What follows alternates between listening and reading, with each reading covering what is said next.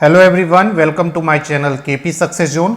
दोस्तों, भारतीय राष्ट्रीय आंदोलन चल रहा था आधुनिक भारत में, और भारतीय राष्ट्रीय आंदोलन में हम पिछले वीडियो में 1930 ईस्वी तक के जितने भी आंदोलन और जितने भी महत्वपूर्ण घटना हुआ है सबको कवर कर चुके हैं।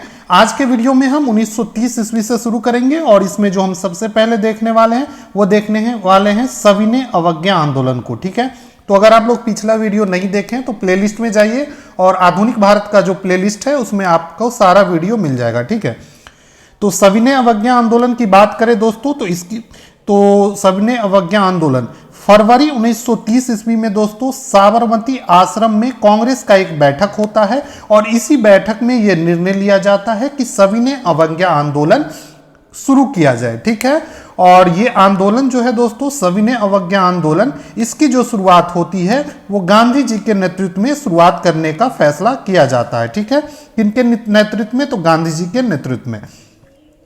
उसके बाद होता है कि गांधी जी अपने एक पत्रिका है यंग इंडिया पत्रिका, यंग इंडिया पत्रिका के माध्यम से 11 सूत्री मांग वायसराय के सामने रखते हैं। यंग इंडिया पत्रिका, कई बार पूछा जाता है कि यंग इंडिया पत्रिका जो है दोस्तों किससे संबंधित है? तो गांधी जी से संबंधित है, और इसमें दोस्तों गांधी जी ने 11 सूत्री मांग वायसराय के सामने रखते हैं। ठीक है, उसके बाद जब ये मांग पूरी नहीं होती है उसके बाद गांधी जी दांडी यात्रा पे निकलते हैं। दांडी यात्रा पूछा जाता है किस आंदोलन के समय हुआ था? तो सविनय अवज्ञा आंदोलन के शुरू समय। और दांडी यात्रा की जो शुरुआत होती है दोस्तों वो 12 मार्च 1930 ईस्वी को दांडी यात्रा की शुरुआत की जाती है, और इसमें दोस्तों गांधी जी और उनके 78 अनुयायियों ने भाग लिया था, और इन सभी लोगों ने साथ में मिलकर दांडी यात्रा की शुरुआत करते हैं साबरमती आश्रम से। कहां से?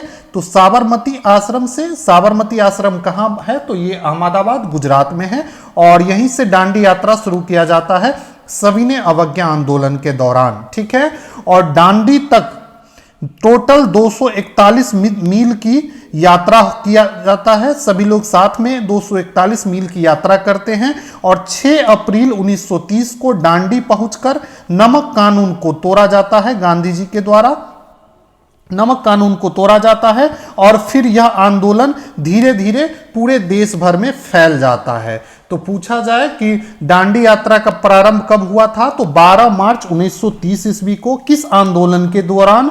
तो सविनय अवज्ञा आंदोलन की शुरुआत होती है दांडी यात्रा से। ठीक है, और कहां से? तो साबरमती आश्रम से। साबरमती आश्रम कहां पे है? तो अहमदाबाद गुजरात में है, और दांडी तक का सफर तय करते हैं। टोटल 241 मील की ये यात्रा होती है, और इसमें दोस्तों 6 अप्रैल 1930 को दांडी पहुंचकर नमक कानून को तोड़ा जाता है, और फिर इस आंदोलन धीरे धीरे देश भर में फैल जाता है। ठीक है, सुभाष चंद्र बोस जी जो है दोस्तों इस यात्रा को, गांधी जी का जो दांडी यात्रा था, इस यात्रा को तुलना किए हैं नेपोलियन के एल्वा से पेरिस यात्रा। नेपोलियन का जो एल्वा से पेरिस का यात्रा था और मुसोलिनी की रोम मार्च, इससे तुलना की किसने? तो सुभाष चंद्र बोस। तो क्वेश्चन पूछा जाता है कि सविनय अवज्ञा आंदोलन का सविनय अवज्ञा आंदोलन के दौरान चली दांडी यात्रा की तुलना किसने नेपोलियन के एल्वा से पेरिस यात्रा से की है? तो सुभाष चंद्र बोस ने। ठीक है, उसके बाद बात करेंगे सी राजगोपालाचारी के बारे में। राजगोपालाचारी जी, इन्होंने दोस्तों तमिलनाडु में तिरुचिरापल्ली से वेदरायन तक नमक यात्रा किए थे। इसके साथ ही दोस्तों जैसे ही नमक कानून का तोड़ा गया था दांडी में, वैसे ही देश भर में भी ये सविनय अवज्ञा आंदोलन शुरू हो गया, और फिर इस तरीके से तमिलनाडु में के तिरुचिरापल्ली में तिरुचिरापल्ली से वेदरायन तक की ये नमक यात्रा करते हैं सी राजगोपालाचारी। तो पूछा जाता है कि तमिलनाडु में नमक यात्रा कौन करते हैं? तो सी राजगोपालाचारी। ठीक है, उसके बाद अगला नाम है दोस्तों खान अब्दुल गफ्फार खान। खान अब्दुल गफ्फार खान, जिसे सीमांत गांधी के नाम से भी जाना जाता है। ठीक है, खान अब्दुल गफ्फार खान जो थे दोस्तों ये उत्तर पश्चिमी प्रांत, उत्तर पश्चिमी की बात करें तो अगर भारत का देखें तो ये वाला हिस्सा जो है पंजाब वाला हिस्सा, ये हो जाता है उत्तर पश्चिमी हिस्सा, और इधर पाकिस्तान उस समय साथ में ही था। तो दोस्तों उत्तर पश्चिमी साइड में ये हो गया, ऊपर देख ही रहे होंगे, ये हो गया उत्तर और ये हो गया पश्चिम। ठीक है। और ये बीच वाला जो हिस्सा है दोस्तों यही है उत्तर पश्चिम, और इस साइड में पंजाब और जो पाकिस्तान वाला प्रांत है वो उधर जो है उत्तर पश्चिमी प्रांत बोलते थे। और उत्तर पश्चिमी प्रांत में आंदोलन का नेतृत्व किए थे खान अब्दुल गफ्फार खान। इन्हें दोस्तों सीमांत गांधी की उपाधि भी प्राप्त थी, क्योंकि ये दोस्तों आज़ादी के बाद पाकिस्तान में चले जाते हैं और सीमांत गांधी की उपाधि प्राप्त थे। इनके नेतृत्व में दोस्तों खुदाई खिदमतगार और लाल कुर्ती आंदोलन चलाया गया, ठीक है। खुदाई खिदमतगार या इसी को दोस्तों लाल कुर्ती आंदोलन भी बोला गया था। तो पूछा जाता है कि लाल कुर्ती आंदोलन किसके द्वारा चलाया गया था, तो खान अब्दुल गफ्फार खान के द्वारा।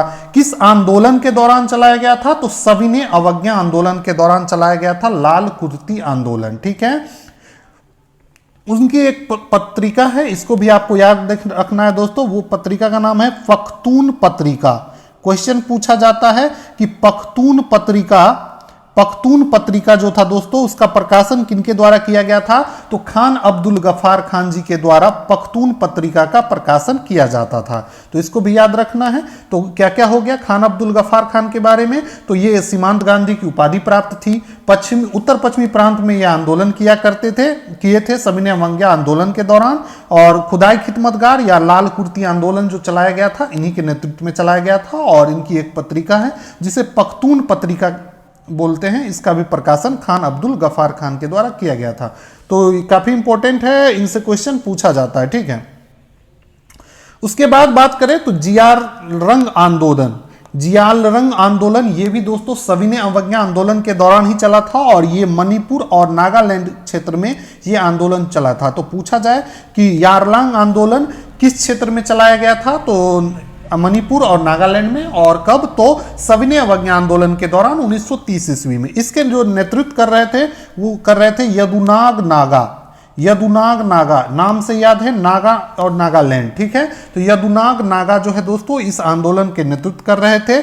और उसके बाद यदुनाग नागा के बाद इसका जो नेतृत्व करती है वो है गेड नेल्यू जो नागा के बाद नेतृत्व करती है। और इन्हें दोस्तों नेहरू जी के द्वारा, जवाहरलाल नेहरू, मोतीलाल नेहरू नहीं, जवाहरलाल नेहरू जी के द्वारा रानी की उपाधि दी गई थी। तो पूछा जाता है कि किन्हें सविनय अवज्ञा आंदोलन में रानी की उपाधि प्राप्त हुआ था, तो गेडनेल्यू नाम देखिए थोड़ा अजीब है लेकिन ठीक है, गेडनेल्यू जी को रानी की उपाधि प्राप्त दिया गया था नेहरू जी के द्वारा, ठीक है। चलिए आगे देखेंगे दोस्तों। तो 4 मई को गांधी जी को गिरफ्तार कर लिया जाता है और फिर इन्हें यरवदा जेल भेज दिया जाता है। क्वेश्चन पूछा जाता है कि सविनय अवज्ञा आंदोलन के दौरान गांधी जी को गिरफ्तार करके कौन से जेल भेजा गया था, तो यरवदा जेल भेजा गया था, ठीक है। और आप लोग के लिए एक क्वेश्चन है, आप लोग कमेंट करके बताएंगे कि यरवदा जेल की करंट लोकेशन कहाँ है, यरवदा जेल किस राज्य में पड़ता है, आप लोग कमेंट करके बताइए। चलिए जल्दी से कमेंट करके बताइए कि यरवदा जेल कहां पे है, ठीक है। चलिए इस आंदोलन में दोस्तों बच्चों की वानर सेना और लड़कियों की मंजरी सेना का गठन किया गया था। किस आंदोलन में, तो सविनय अवज्ञा आंदोलन में। तो पूछा जाए किस आंदोलन में बच्चों के द्वारा वानर सेना की और लड़कियों के द्वारा मंजरी सेना का गठन किया गया था, तो सविनय अवज्ञा आंदोलन के दौरान यह गठन किया गया था, ठीक है। किस आंदोलन में, तो सविनय अवज्ञा आंदोलन में, ठीक है। अब चलिए बात करते हैं गोलमेज सम्मेलन की, ठीक है। गोलमेज सम्मेलन ये दोस्तों ब्रिटिशों के द्वारा लंदन में आयोजित किया गया था। इसमें टोटल 3 आंदोलन होते हैं, प्रथम गोलमेज सम्मेलन, द्वितीय गोलमेज सम्मेलन और तृतीय गोलमेज सम्मेलन। और इसमें क्या क्या प्रमुख घटना होती है और कैसे ये सब जुड़ा हुआ है सबको हम लोग देखेंगे, ठीक है। प्रथम गोलमेज सम्मेलन की जो शुरुआत हुई थी 12 नवंबर 1930 से, और ये दोस्तों 19 जनवरी 1931 तक चला था। 1930 का साल आपको पता ही है, सविनय अवज्ञा आंदोलन चल रहा था देश में, और इसी समय प्रथम गोलमेज आंदोलन का आयोजन किया जाता है। इसमें दोस्तों भारत के 89 सदस्यीय प्रतिनिधि मंडल भाग लेते हैं और वायसराय ऑफ इंडिया नामक जहाज से ये लोग लंदन जाते हैं, ठीक है। लंदन जाते हैं और इसमें 89 सदस्यीय प्रतिनिधि मंडल शामिल थे, जिसमें दलितों का जो प्रतिनिधि मंडल थे वो अंबेडकर जी के द्वारा किया जा रहा था, ठीक है। इसके जो उद्घाटन करता था प्रथम गोलमेज सम्मेलन के, वो थे जॉर्ज पंचम, जो वहां के राजा थे। जॉर्ज पंचम इनके द्वारा उद्घाटन किया जाता है और प्रधानमंत्री रैमजे मैकडॉनल्ड, उस समय जो ब्रिटिश प्रधानमंत्री थे रैमजे मैकडॉनल्ड, ये इसके अध्यक्ष रहते हैं। ये तीनों गोलमेज सम्मेलन के दौरान अध्यक्ष रहते हैं, तो इसको याद रखना है कि पूछा जाता है कि तीनों गोलमेज सम्मेलन के दौरान प्रधानमंत्री कौन थे ब्रिटिश प्रधानमंत्री, तो रैमजे मैकडॉनल्ड। ठीक है, इसका उद्घाटन जॉर्ज पंचम के द्वारा, और इसमें दोस्तों कांग्रेस भाग नहीं लेती है और अंबेडकर जी इसमें भाग लिए थे और तेज बहादुर सप्रू जी के द्वारा भी भाग लिया गया था, लेकिन इसमें कांग्रेस की तरफ से कोई भी भाग नहीं लेता है। तो पूछा जाता है कि प्रथम गोलमेज सम्मेलन कब हुआ था, तो 1930 ईस्वी में। बस इतना ही आपको याद रखना है। इसमें दोस्तों उद्घाटनकर्ता पूछ देगा तो जॉर्ज पंचम इसका उद्घाटन किए थे और रैमजे मैकडॉनल्ड जो थे दोस्तों, रैमजे मैकडॉनल्ड इसके अध्यक्षता करते हैं, जो कि उस समय ब्रिटिश प्रधानमंत्री रहते हैं। ठीक है, कांग्रेस की तरफ से इसमें भाग नहीं लिया जा रहा था और अंबेडकर जी तीनों गोलमेज सम्मेलन में भाग लिए थे। दो लोग थे, एक अंबेडकर जी और एक तेज बहादुर सप्रू जी की, जो कि तीनों गोलमेज सम्मेलन में भाग लेते हैं। ठीक है, चलिए उसके बाद बात करेंगे दोस्तों तो गांधी इरविन समझौता। अब देखिए होता यह है कि तीनों गोलमेज सम्मेलन में प्रथम गोलमेज सम्मेलन में, चूंकि प्रथम गोलमेज सम्मेलन में कांग्रेस की तरफ से कोई भाग नहीं लेता है और प्रथम गोलमेज सम्मेलन में कांग्रेस की तरफ से भाग नहीं लेता है, जिसके कारण दोस्तों प्रथम गोलमेज सम्मेलन के बाद गांधी और इरविन के बीच समझौता होता है 5 मार्च 1931 को, इसलिए इसको बोलते हैं गांधी इरविन समझौता। और इसे दोस्तों दिल्ली समझौता के नाम से भी जाना जाता है, दिल्ली समझौता के नाम से भी जाना जाता है। किसको, तो गांधी इरविन समझौता को। यह समझौता इसलिए हुआ था कि कांग्रेस के तरफ से भी गोलमेज सम्मेलन में किसी को भाग लेने के लिए जाया जाए, और इसीलिए गांधी के साथ इरविन का समझौता होता है। और इस समझौता का जो प्रयास करते हैं 3 लोग, एक है M.R. जयकर, तेज बहादुर सप्रू और श्रीनिवास शास्त्री। इन तीनों लोगों के प्रयास से गांधी और इरविन के बीच समझौता होता है और इस समझौता के बाद सविनय अवज्ञा आंदोलन, जो कि 1930 ईस्वी में गांधी जी के नेतृत्व में चलाया जाता है, उसे स्थगित कर दिया जाता है। साथ ही दोस्तों भारतीयों को नमक बनाने का अधिकार प्राप्त होता है। तो गांधी इरविन समझौता से क्या होता है कि सविनय अवज्ञा आंदोलन जो देश भर में चल रहा था उसे गांधी जी के द्वारा स्थगित कर दिया जाता है और भारतीयों को नमक बनाने का अधिकार प्राप्त होता है। और इसी समझौते के बाद गांधी जी दोस्तों दूसरे गोलमेज सम्मेलन में भाग लेने का फैसला करते हैं। ठीक है, दोनों के बीच एक समझौता होता है और उसके बाद गांधी जी गोलमेज सम्मेलन में जाने के लिए फैसला करते हैं। और फिर उसके बाद कराची अधिवेशन होता है 1931 में। कांग्रेस का 1931 में कराची अधिवेशन होता है, जिसके अध्यक्ष वल्लभ भाई पटेल होते हैं।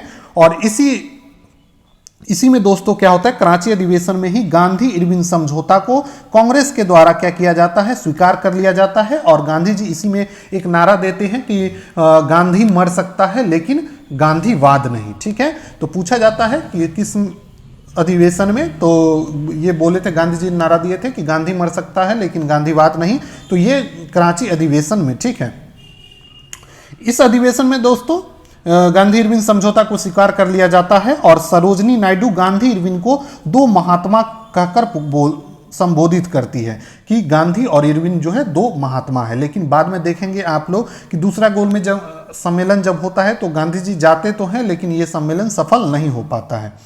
तो देखिए बात करेंगे अब दूसरा गोलमेज सम्मेलन का। तो दूसरा गोलमेज सम्मेलन जो हुआ था दोस्तों वो 7 सितंबर 1931 से दिसंबर 1931 के बीच। ठीक है, दूसरा गोलमेज सम्मेलन। इसको गोलमेज सम्मेलन क्यों बोला जाता था, तो कुछ वो नहीं है दोस्तों, एक गोल कलर का मेज था और उसके चारों ओर लोग बैठते सम्मेलन किए थे, इसलिए इसका नाम था गोलमेज सम्मेलन। ठीक है, गांधी जी कांग्रेस के प्रतिनिधि के रूप में इसमें शामिल होते हैं दूसरे गोलमेज सम्मेलन में। तो पूछा जाता है कि गांधी जी किस गोलमेज सम्मेलन में भाग लिए थे, तो दूसरे गोलमेज सम्मेलन में गांधी जी भाग लिए थे। ठीक है, और गांधी जी इसमें SS राजपूताना जहाज से लंदन गए थे। ये क्वेश्चन भी पूछा जाता है कि गांधी जी किस जहाज से द्वितीय गोलमेज सम्मेलन में भाग लेने के लिए लंदन गए थे, तो गांधी जी SS राजपूताना जहाज से लंदन गए थे और किंगसे हास हॉल जो था दोस्तों उसमें प्रवास किए थे। ठीक है, गांधी जी। दूसरा गोलमेज सम्मेलन जो है दोस्तों वो सांप्रदायिक समस्या के विवाद के कारण असफल हो जाता है। ठीक है, सांप्रदायिक समस्या के विवाद के कारण क्या हो जाता है, असफल हो जाता है। ठीक है, तो पूछा जाए कि गांधी जी किस गोलमेज सम्मेलन में गए थे, तो दूसरे गोलमेज सम्मेलन में। अब देखिए दोस्तों, जब ये दूसरा गोलमेज सम्मेलन क्या होता है, असफल हो जाता है, उसके बाद गांधी जी जब भारत आते हैं तो फिर से 4 जनवरी 1932 को द्वितीय सविनय अवज्ञा आंदोलन, मतलब इसी का सविनय अवज्ञा आंदोलन को फिर से शुरू कर दिया जाता है, जो स्थगित कर दिए थे। और इसके बाद क्या होता है कि ब्रिटिशों के द्वारा जितने भी प्रमुख नेता थे सबको गिरफ्तार कर लिया जाता है और कांग्रेस को गैर कानूनी संस्था घोषित कर दिया जाता है। ठीक है, तो द्वितीय सविनय अवज्ञा आंदोलन में क्या क्या होता है देख लिए। अब बात करेंगे सांप्रदायिक पंचाट क्या था, और इसी के कारण देखे होंगे कि द्वितीय गोलमेज सम्मेलन भी स्थगित कर दिया गया था। तो सांप्रदायिक पंचाट की बात करें तो इसे कम्युनल अवार्ड भी कहते हैं। इसे दोस्तों क्या बोलते हैं, कम्युनल अवार्ड भी बोलते हैं। 16 अगस्त 1932 को सांप्रदायिक पंचाट की घोषणा की गई थी और इसमें दोस्तों पृथक निर्वाचन पद्धति को दलित वर्गों के पर भी लागू कर दिया गया था। ये पहले दोस्तों मुस्लिमों के लिए लाया गया, बाद में इस सांप्रदायिक निर्वाचन पद्धति में सिखों को शामिल किया गया और दूसरे अल्पसंख्यकों को शामिल किया गया, और फिर बाद में 1932 ईस्वी में क्या किया जाता है, दलित वर्गों को भी लागू कर दिया जाता। पृथक निर्वाचन पद्धति क्या था, जैसे कि ये हमारा इंडिया है, जैसे ये हमारा इंडिया है, ठीक है, मैप पे ध्यान नहीं दीजिएगा।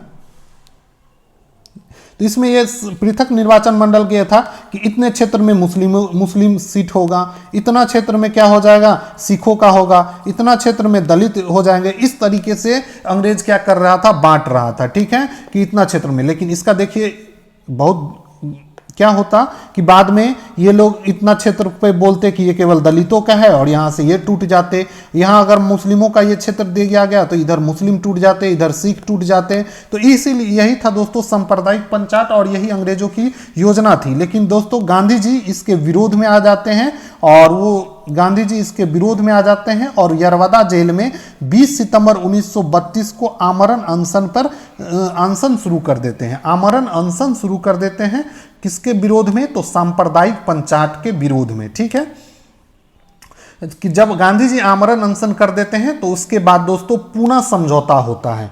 क्या होता है, पूना समझौता। और ये जो होता है दोस्तों गांधी जी और अंबेडकर जी के बीच होता है। ठीक है, क्योंकि अंबेडकर जी दलितों को नेता रहते हैं और वो दलितों के लिए पृथक निर्वाचन क्षेत्र पे मान जाते हैं। अंग्रेज इनको बोलते हैं कि चलो ठीक है, हम दलितों के लिए एक अलग निर्वाचन क्षेत्र दे देंगे।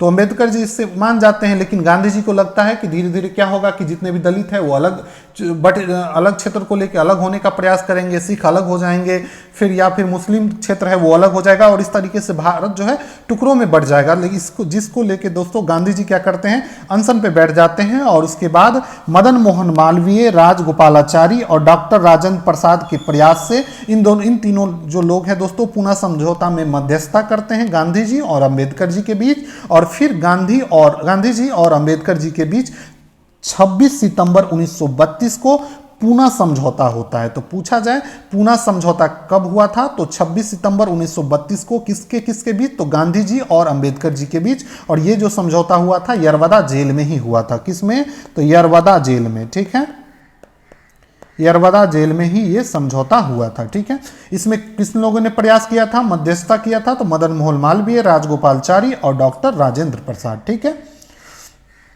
इस समझौता में क्या होता है कि गांधी जी बोलते हैं कि अंबेडकर जी को कि आपको प्रांतीय विधानमंडल में दलितों के लिए 71 की जगह 147 सीट आरक्षित की गई। जहां पे दोस्तों अंग्रेज क्या कर रहे थे कि जैसे ये हमारा इंडिया है, ये हमारा इंडिया है, मैप पे ध्यान नहीं दीजिएगा। ठीक है, मैप थोड़ा सा अच्छा नहीं बन पा रहा है। तो जैसे ये हमारा इंडिया है, तो इसमें दोस्तों बोला कि प्रांतीय विधानमंडल में दलितों के लिए 71 की जगह, अगर तुम एक जगह ना लो, जैसे अंग्रेज क्या बोला कि आप एक जगह इतना क्षेत्र ले लीजिए और यहाँ पे आपको हम 71 सीट दे देते हैं। अंबेडकर जी मान गए थे। गांधी जी बोले नहीं, हम तुमको 71 के बदले में 147 सीट देंगे, लेकिन तुमको एक जगह नहीं देंगे। एक सीट यहाँ बंगाल से ले लो, एक सीट मद्रास से, कुछ सीट पंजाब से, कुछ सीट दिल्ली से, कुछ seat north India, south India से। तो इस तरीके से तुमको पूरे इंडिया से 147 सीट देंगे। और इस बात को लेकर फिर अंबेडकर जी मान जाते हैं और प्रांतीय विधानमंडल में दलितों के लिए 71 की जगह 147 सीट आरक्षित की गई पूना समझौता में। इसी को पूना पैक्ट के नाम से भी जाना जाता है। और केंद्रीय विधानमंडल था, उसमें 18% सीट दलितों के लिए आरक्षित कर दी गई, रिजर्व कर दी गई। तो दो चीज हुआ पूना समझौता में, दलितों के लिए 71 सीट के बदले में 147 सीट दिया गया, और केंद्रीय विधानमंडल में दोस्तों 18% सीट दलितों के लिए आरक्षित की गई, जिसके बाद गांधी जी और अंबेडकर जी के बीच ये समझौता फाइनल हुआ और इसे ही दोस्तों पूना समझौता के नाम से जाना जाता है। ठीक है, तो पूना समझौता कब हुआ? 1932 ईस्वी में। किन लोगों के प्रयास से हुआ यह भी पूछा जाता है, तो मदन मोहन मालवीय, राजगोपालाचारी और डॉक्टर राजेंद्र प्रसाद। ठीक है, कब हुआ था? तो डेट याद रखेंगे आप लोग, 26 सितंबर 1932 को यरवदा जेल में, और इसमें गांधी जी और अंबेडकर जी के बीच ये हुआ था। ठीक है, ठीक है, तो उसके बाद बात करें तो इसमें दलितों के लिए 71 सीट की जगह 147 सीट की व्यवस्था की गई, और केंद्रीय विधानमंडल में 18% सीट दलितों के लिए आरक्षित की गई। ठीक है, उसके बाद बात करेंगे दोस्तों तीसरा गोलमेज सम्मेलन। तीसरा गोलमेज सम्मेलन जो हुआ था 17 नवंबर 1932 से 24 दिसंबर 1932 को हुआ। इसमें भी कांग्रेस भाग नहीं लेती है, और इसमें टोटल 46 प्रतिनिधि भाग लेते हैं, और इसमें कुछ फैसला नहीं हो पाता है, कुछ ज़्यादा बड़ा नहीं होता है, बस आपको याद रखना है। तो तीनों गोलमेज सम्मेलन नाम याद रख सकते हैं। 1930 में पहला हुआ, 1931 में दूसरा हुआ, और 1932 ईस्वी में तीसरा हुआ था। ये तीनों गोलमेज सम्मेलन था। और तीनों गोलमेज सम्मेलन के दौरान जो ब्रिटिश प्रधानमंत्री थे वो थे रैमजे मैकडोनाल्ड। ये क्वेश्चन पूछा जाता है कि तीनों गोलमेज सम्मेलन के दौरान ब्रिटिश प्रधानमंत्री कौन थे? तो रैमजे मैकडोनाल्ड। और कौन थे दोस्तों जो तीनों गोलमेज सम्मेलन में भाग लिए थे? तो एक तेज बहादुर सप्रू और दूसरा भीमराव अंबेडकर। ये क्वेश्चन पूछा जाता है। भीमराव अंबेडकर तो बार बार पूछा जाता है, और कभी कभी तेज बहादुर सप्रू भी पूछ दिया था। ये दोनों लोग दोस्तों तीनों गोलमेज सम्मेलन में भाग लेते हैं लंदन में। तो इस तरीके से आज हमने तीनों गोलमेज सम्मेलन के बारे में पढ़ लिया। कल हम लोग 1932 ईस्वी से आगे पढ़ेंगे, और आगे जितना भी चीज आएगा, अगस्त प्रस्ताव हो गया, भारत छोड़ो आंदोलन हो गया, क्रिप्स मिशन है, कैबिनेट मिशन है, सारा कुछ हम पढ़ेंगे, और जितने भी समाचार पत्र है इन सभी के बारे में। तो पूरा दोस्तों मॉडर्न हिस्ट्री धीरे धीरे हम खत्म कर रहे हैं, और अब ज़्यादा दिन नहीं है। जैसे ही ये कंप्लीट हो जाएगा फिर हम लोग इस पे एक कंप्लीट MCQ क्वेश्चन करेंगे, जिसमें लगभग 500 क्वेश्चन हम कंप्लीट करेंगे। ठीक है, तो आप लोग चैनल पे बने रहिए और चैनल को जरूर सब्सक्राइब कीजिए। मिलते हैं अगले वीडियो में, तब तक के लिए थैंक यू।